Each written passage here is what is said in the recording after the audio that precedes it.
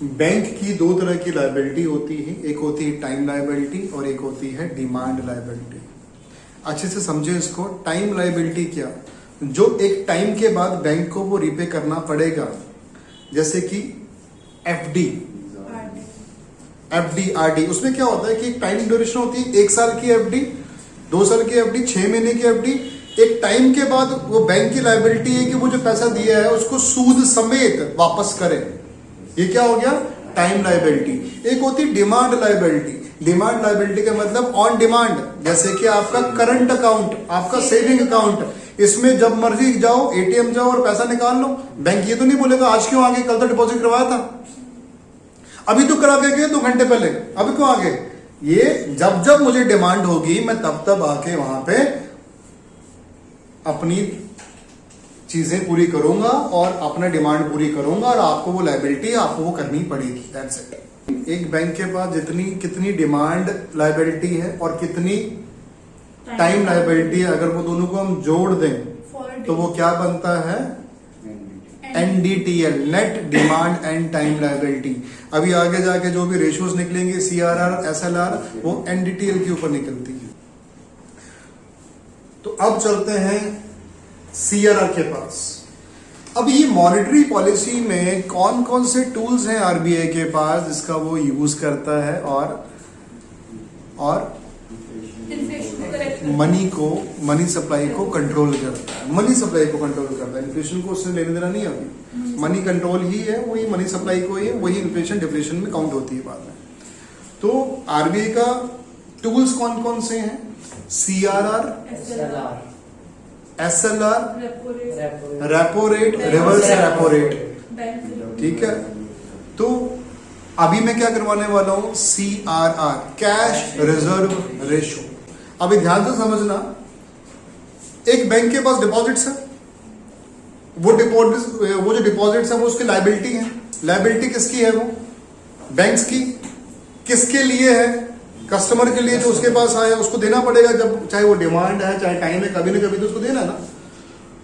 अब RBI चाहता है कि अगर बीच में किसी को जरूरत पड़ जाए और एक बैंक ज्यादा से ज्यादा अमाउंट अपनी, क्या चाहता है एक बैंक, क्या चाहता है, बैंक चाहता है कि ज्यादा से ज्यादा अपनी अमाउंट को वो लेंड कर दे बाहर। वो बैंक तो यही चाहेगा कि जितना भी आए मैं सारा लेंड कर दूं और ये कस्टमर मेरे पास आए ना।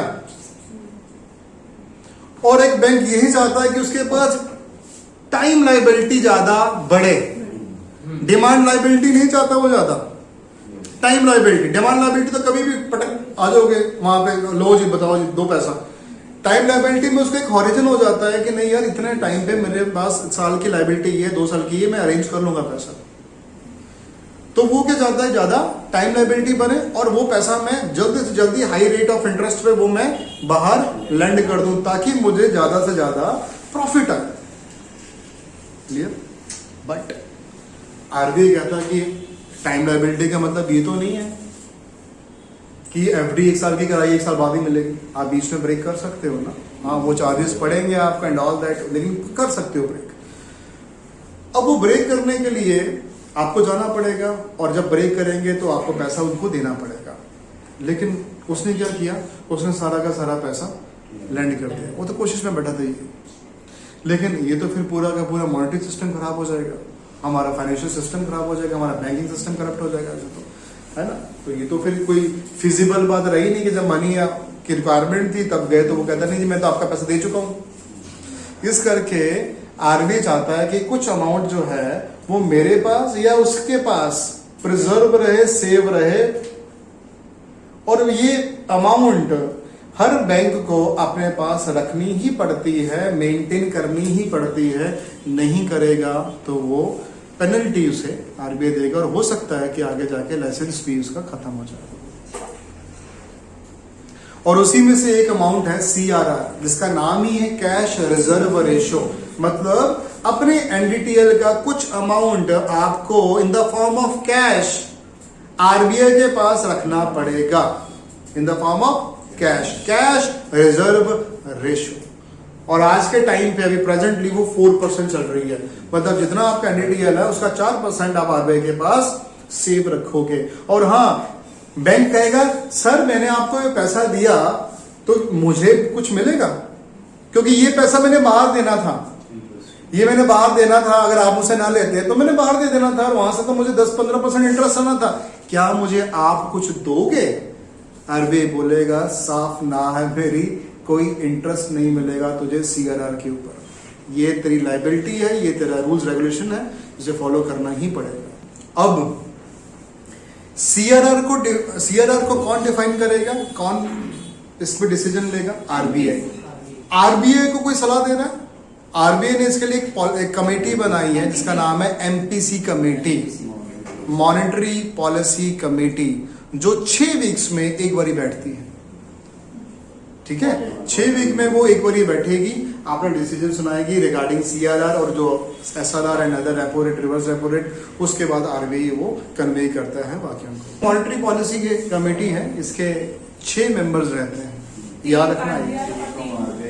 3 आरबीआई रिकमेंड करेगा, या आरबीआई के बंदे होंगे, और 3 मेंबर होंगे गवर्नमेंट के, तो it is a 6 member body. एक नई रेशो, उसका नाम है SLR, स्टैच्यूटरी लिक्विडिटी रेशो।